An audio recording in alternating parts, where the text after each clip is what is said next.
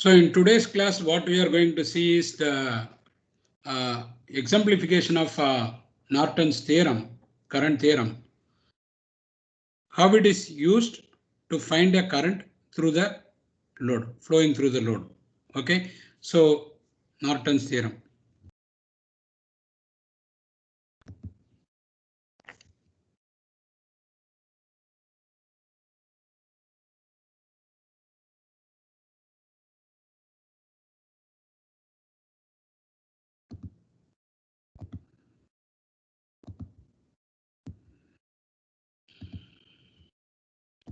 So this is our class 19 ECE 112 electronic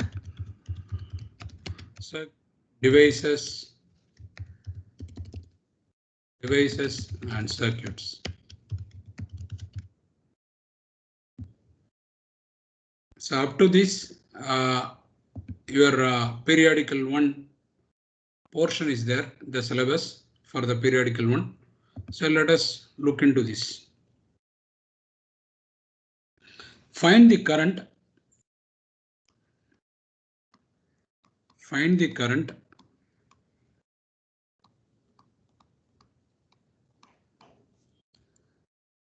in 8 ohm resistor. 8 ohm resistor in the given circuit.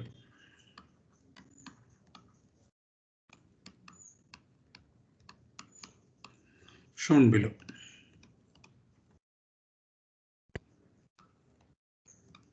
Using Norton's theorem, or more specifically it is Norton's current theorem. Okay, so the given circuit is like this.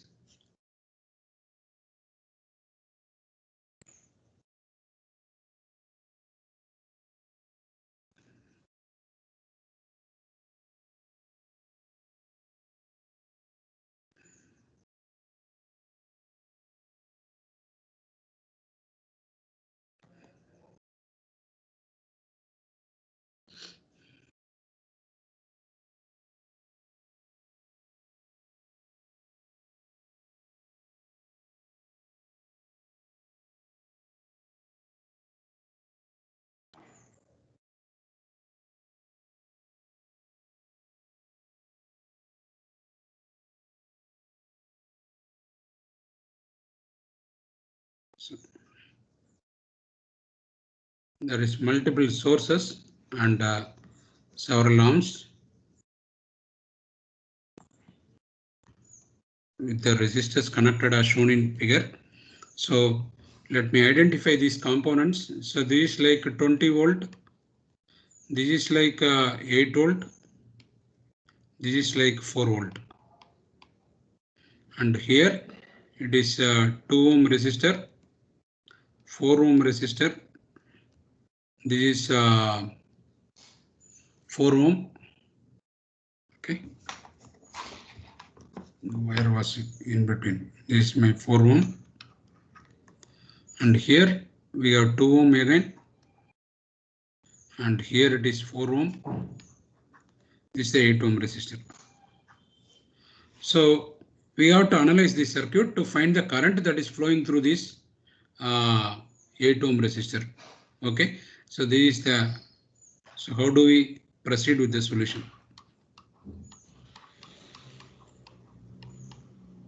In the earlier class, what we have seen is the Thevenin's theorem, voltage theorem, where we found Thevenin's voltage and Thevenin's equivalent resistance.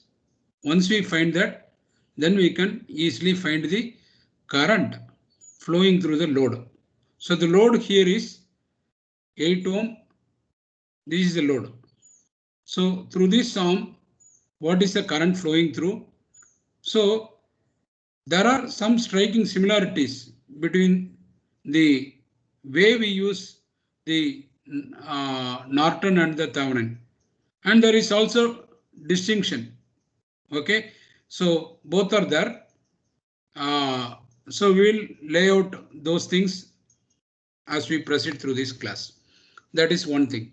Second thing I want to tell you right now again, I repeat that KVL, KCL, when we employ, we can find through all components, we can find the voltage drop and the current flowing through all components. Whereas when we use Thevenin or Norton, we actually need to worry about only the load where we want to find. So this is a kind of a problem statement. So I want to find only through the load what is the current flowing through. So I have to do that. How do I proceed? So let us look at, like in Thevenin, first thing is we need to step on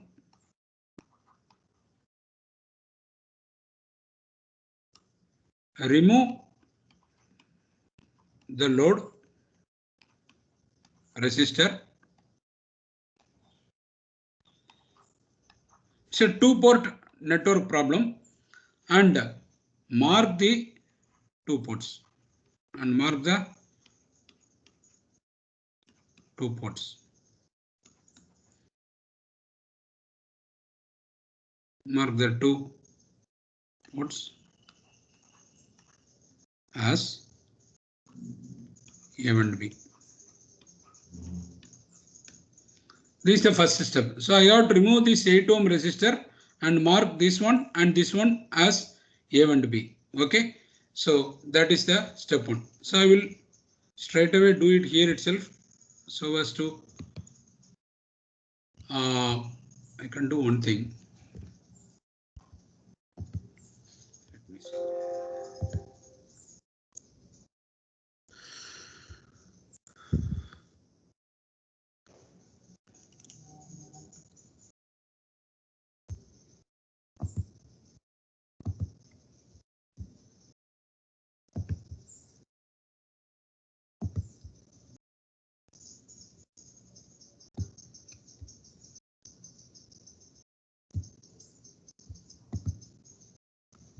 I will copy and paste it on this, and then I'll go to the next step. So I'm going to remove that load resistor 8 ohm and do that.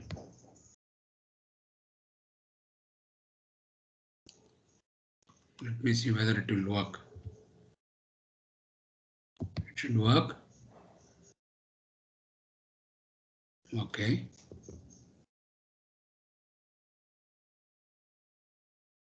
There must be eraser. Now here you go. So I am going to remove it and look at only that part.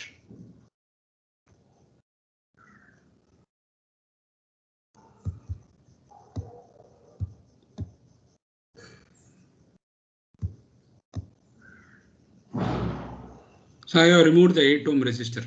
Okay.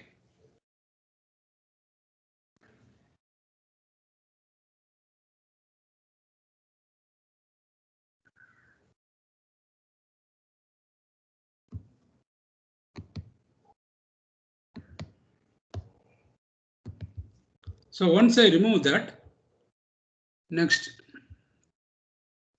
I'm going to mark it with A and B,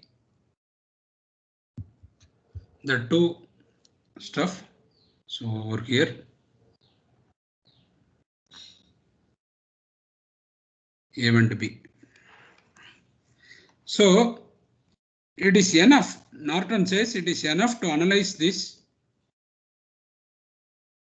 box, which is shown. So this is like a one part of the circuit. If we analyze and find the equivalent resistance called the Norton resistance, okay, and distribute the current to find the Norton current, then we will be able to tell what is the current that is flowing through the load resistor, which was earlier there, that is the 8 ohm. So that is the idea. So I have to analyze this box. So how do I do it? So this is the thing. So first thing I want to tell you, the first step of removing the resistor, load resistor in both Thevenin and Norton are one and the same. The second thing that I want to tell you is this is a Norton current theorem. We need to find equivalent resistance. Okay, equivalent resistance we need to find anyway. And the idea of finding equivalent resistance, I will just tell you. The equivalent resistance of the passive network. Passive network means only the, of all the components which is there in the circuit except the sources. So wherever the sources are there, all I need to do is shorten and find the equivalent resistance. So we'll come to that later. That okay, let me do that equivalent resistance to begin with. So how do I find equivalent resistance?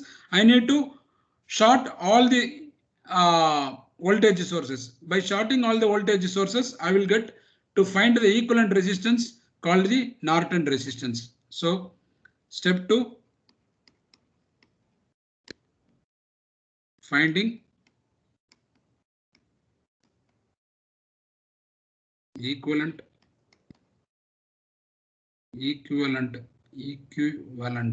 Okay, so equivalent Norton resistance.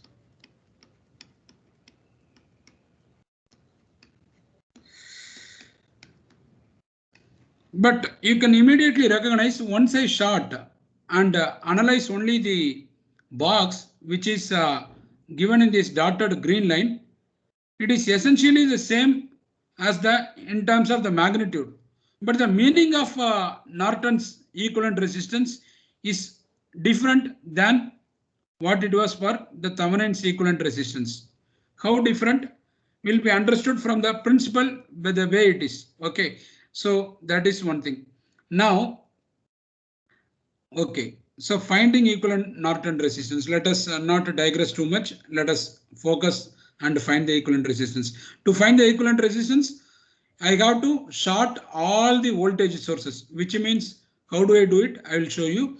And one thing that I want to make you in the analysis, if you have the current sources also inside in this network, okay, then I need to also open the current sources. So shorting the voltage sources, okay, and opening the current sources. Two things, okay, remember that. And if these sources have internal resistance, then I have to replace by the internal resistance, effective internal resistance in the respective ohms. So remember that I have to either short the voltage sources, open the current sources, and if they have for now we will consider ideal sources, which means ideal sources means zero resistance, which means we don't have to replace by any internal resistance. But if these sources are having some internal resistance, we have to appropriately take that into consideration. So that I just make a point. Now we'll consider their ideal sources. So once I do that, how do I get that picture? Okay, so let me again go ahead.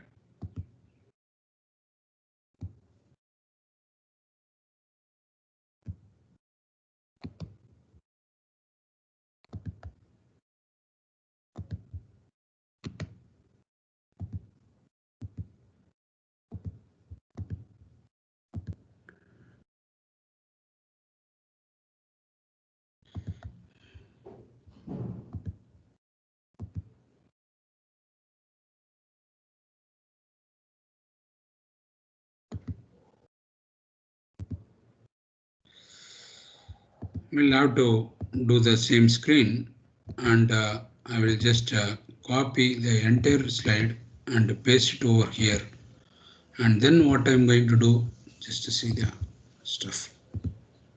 So I'm going to erase some of it. Use the eraser button and remove all the things. So I'm going to short the voltage sources. We do not have any current sources to open, so we don't have to worry about it. And then we'll find the equivalent resistance.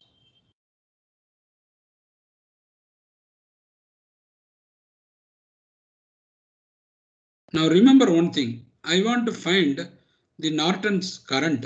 Okay, the Norton's current, equivalent current that flows through this circuit. So to find that Norton's current, I have to do something. Okay, I will come to that. Let us find the equivalent resistance to begin with. To find the equivalent resistance, all I need to do is I have to remove these voltage sources and find the, so, and right now I am going to consider the, so I have shorted and then I put it like this and this is shorted. Now to one thing that we must remember, here we are talking about the current that flows through this, okay, and I will first to, before I find the equivalent resistance, so determination of equivalent resistance, I want to give the definition of Norton's current. Okay, Norton's current, determination of equivalent resistance, so that you understand of the equivalent resistance of the passive network. Passive network means those components which only receive power. Passive network. So I need to, what effectively I have to do is I have to short this and find, as seen at the port A and B, what is the equivalent resistance. 2 ohm and 4 ohm are in parallel. So effectively, so this is equivalent to, I will take one of them into consideration and I will replace with this. So 2 and 4 are in parallel. The equivalent resistance will be 2 into 4, 8. 8 divided by 6, 4 by 3 ohm. So I have replaced that. And now I have a 4 ohm here and 2 ohm here.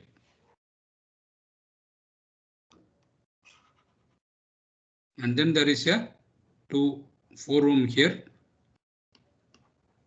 There is a 4 ohm here. And then this port A, port B,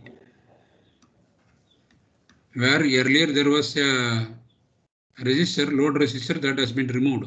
So this is 2 ohm. This 4 ohm, yeah, 2 ohm. Wait a second. So this 4 ohm is there, 4.3, and this 4 by 3 is there, and then this 4 ohm, then this 2 ohm. Fine. These two are in series again. So what will be the series resistor? So 4 by 3 plus 4 by 4 ohm will be 16 by 3 ohm, and that is parallel to 2 ohm. Okay. So effectively, how do I get it? So next, I will go here. Keep this. Okay. I'll remove this fellow, and rather I will copy this, and so you will be able to follow it carefully. So the idea is to calculate the equivalent resistance to begin with. So to do that, go to the eraser.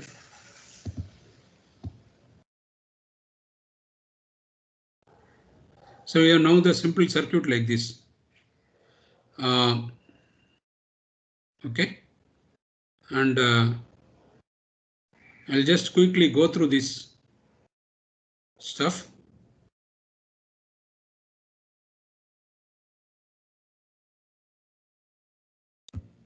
Okay, I have the pen like this. Okay, so again, So if you see here, what do I get? So effectively, this 4 by 3 and 4 is there.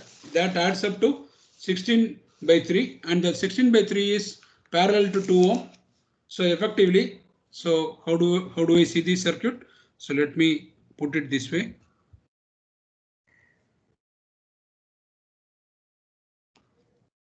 Okay, here I am. So it will be seen in this fashion. 16 by 3. This is my 16 by 3 ohm because both are in series, and then that is parallel to 2 ohm. You have to do this carefully, so a lot of practice is required. And this is 4 ohm. This is my port B and port A. This.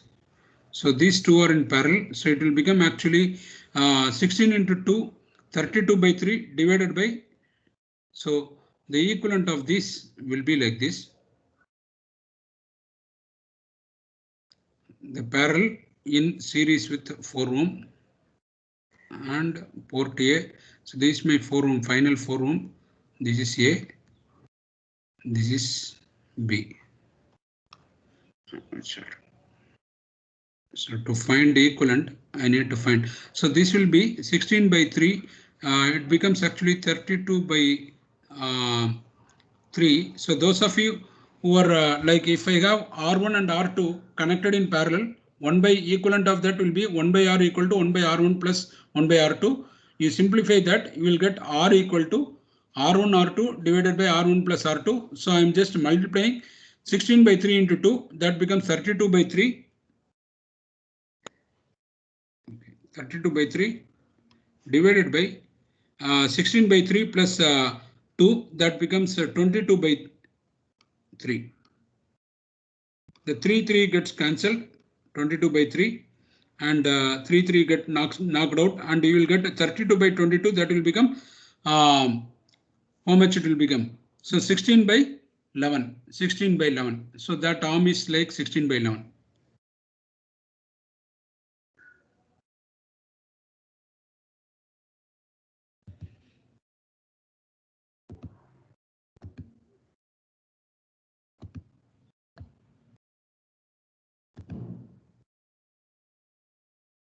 Yeah, 16 by 11. That becomes 16 by 11, and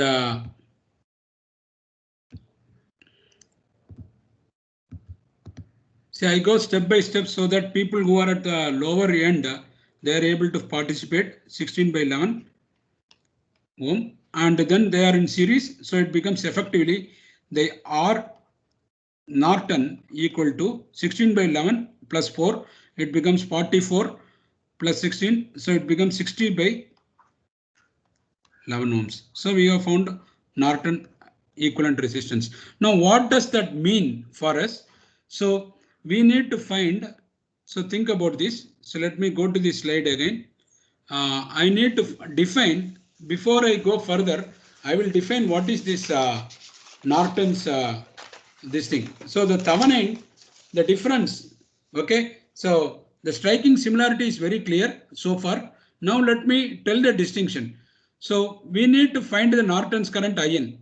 Okay. So how do we, what is the definition we need to understand first, and how do we do the same? The second distinction is, so in Thevenin we found equivalent Thevenin's voltage, but here we are finding Thevenin's equivalent current, Norton's equivalent current, excuse me. The second one is, the second distinction is how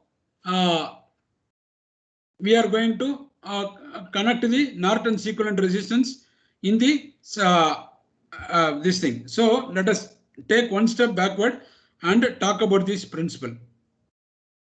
The principle here is,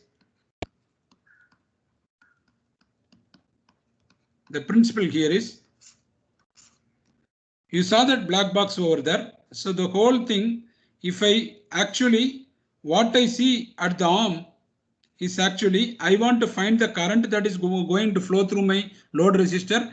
So that is akin to saying that as if I have a current source, a practical current source with some internal resistance. Okay, that internal resistance is nothing but the resistance of the passive network, the Norton's equivalent resistance that we find.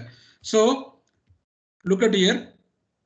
Okay, I am seeing it from, I am an observer from port A and port B, and I am trying to see what is happening in the box connected by this green dotted rectangular box. So I am seeing that. So I see a passive network.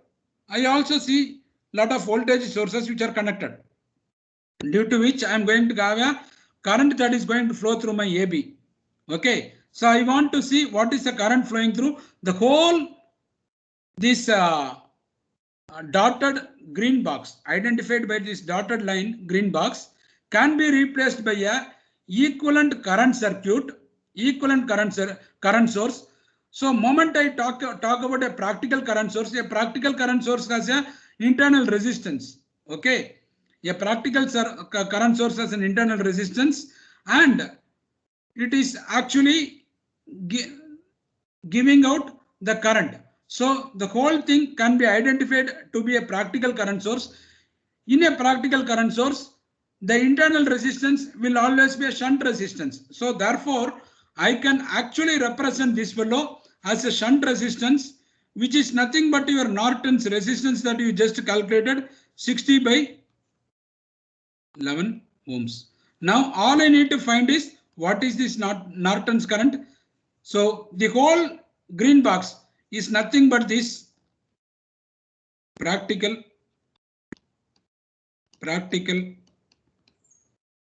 current source.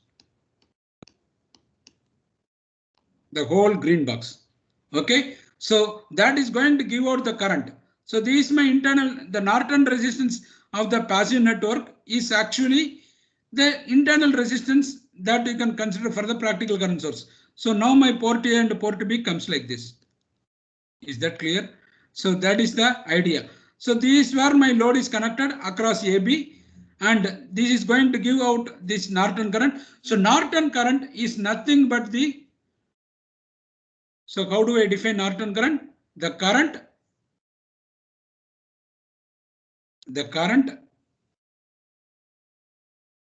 that flows through, that is the Norton's current, is nothing but the short circuit current. Okay, the current that flows through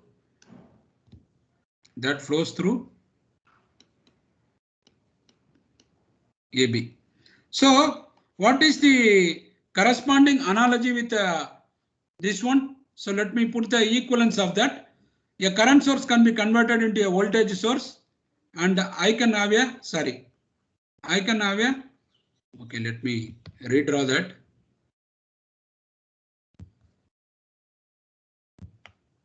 Excuse me.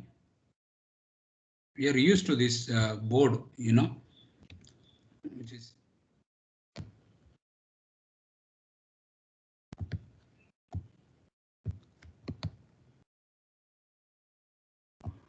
so if I have to, this is my Norton's this thing.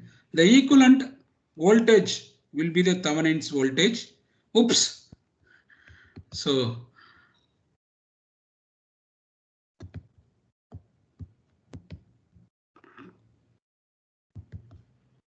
the equivalent voltage will be Thevenin's voltage. Let me draw it carefully.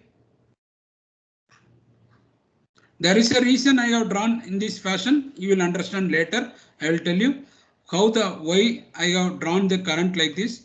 That depends on how the current is going to flow through, and you will see the way I have denoted. I am going to see the net current going in this direction. That is why I am going to draw like this. So this is equivalent to a equivalent. So in a case of this thing, so this is nothing but RTH. And this is nothing but the A, B. So I leak out the secret right at the outset. So this is my VTH.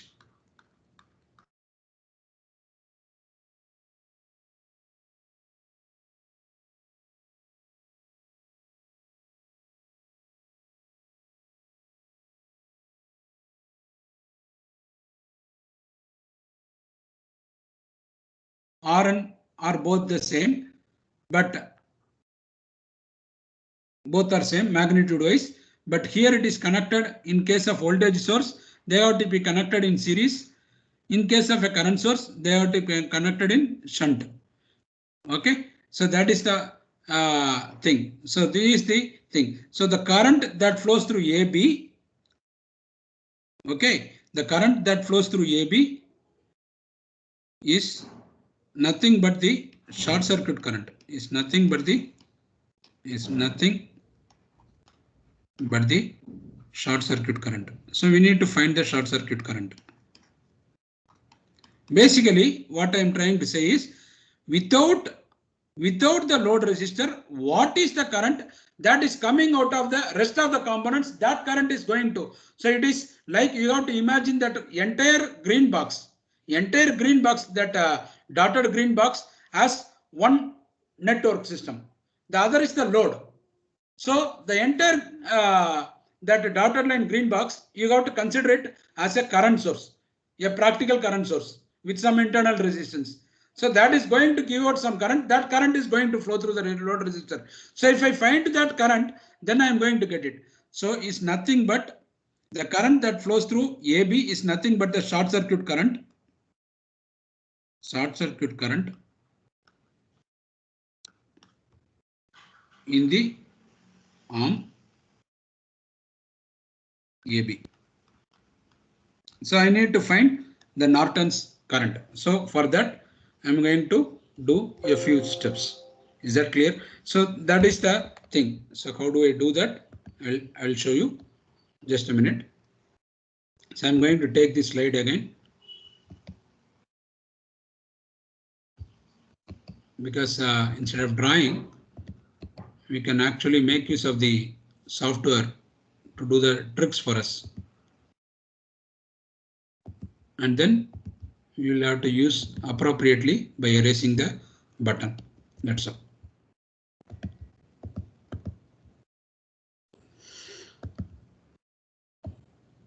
So I need to find the short circuit current. That is the Norton's current. So Thevenin's voltage is nothing but the open circuit voltage. The Norton's current is nothing but the short circuit current that flows through the arm AB. So that is how you define the Norton's current, and the Thevenin's voltage VTH you have to define as the open circuit voltage. It is as if I put a voltmeter across this AB, I am going to get whatever voltage that I am going to measure in the absence of the load resistor for the rest of the circuit. Okay, that is the Thevenin's voltage. Now, in case of the Norton's current, the current that flows through the AB, which means I have to definitely short the terminal A and B, without which you cannot have a current flow. A current flow only happens when it is shorted. Okay, but if you short and try to measure the voltage, it will be zero. It's very simple. So it is a open circuit voltage, short circuit current, right? So that is how you have to remember that. So keep this figure as it is. Now let me do this. So to do this, what I'm going to do is I'm going to put a short this A and B. So to find Norton's current,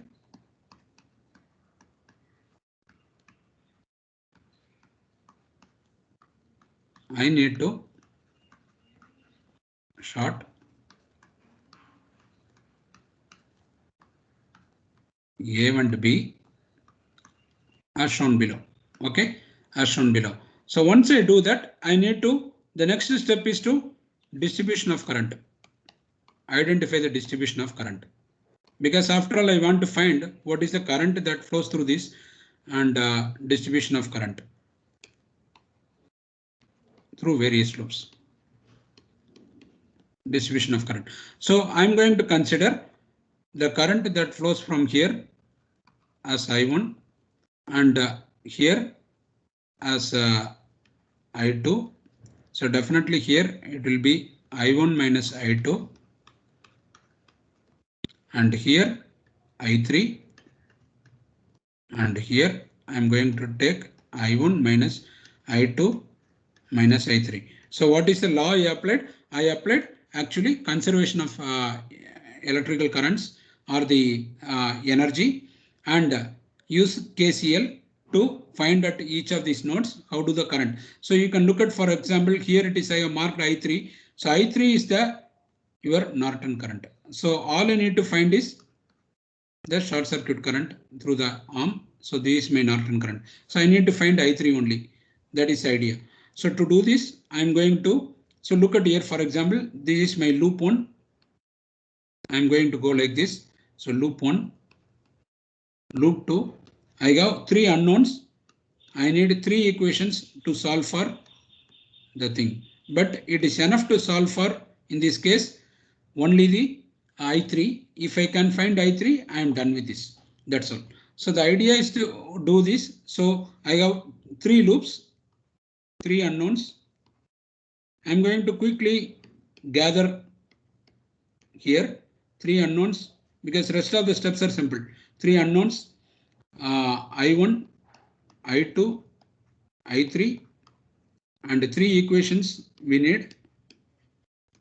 And we can easily construct 3 equations by applying KVL through the loops identified here as loop 1, loop 2, loop 3, and get 3 equations. I'm going to give the 3 equations. 3 equations from application of KVL through loops 1, 2, and 3. So I'm going to apply the 3 equations. I'm going to straight away write the equations. You can test it yourself that you are able to get the equations. Okay, so we are not going to waste our time doing that. So loop 1 equation, you can check loop 1, you will get I1 plus 2I2 equal to 10. Loop 2, the one important thing I will tell you, what I need to tell you, I will tell you in one example. Okay, that you have to pay attention. These equations have to be written very carefully. Otherwise, if you alter the minus sign and plus sign, you will have difficult time and you will end up having wrong result. Minus 3I1 plus 5I2 plus I3 equal to 4. Loop 3, loop 3 you will get, I will give you one very important stuff, one trick. Okay, so which is very a minute detail which is very essential. I1 minus I2 minus, we will see one of the equations, minus 3I3 equal to minus 2. So these are 3 equations. So I'm sure that you can solve. Our aim is to find only I3. Therefore, the way I will do it, this problem is, I will use I will find I1 in terms of I2 and substitute for I1 here. And then I will have equation. Similarly, I will substitute for here and I will have 2 equations in I2 and I3, solve for it and get I3. So that is the idea. And I'm going to give the answer straight away, I3 equal to 1 ampere. You can check it later at your time, 1 ampere. So that is the Norton's current, IN. Norton's current.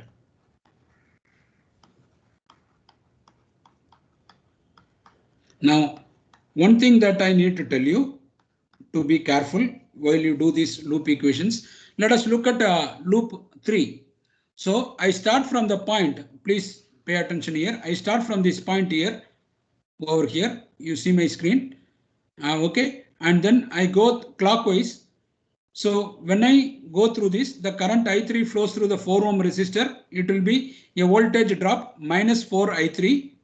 And here it comes through the shorter terminal.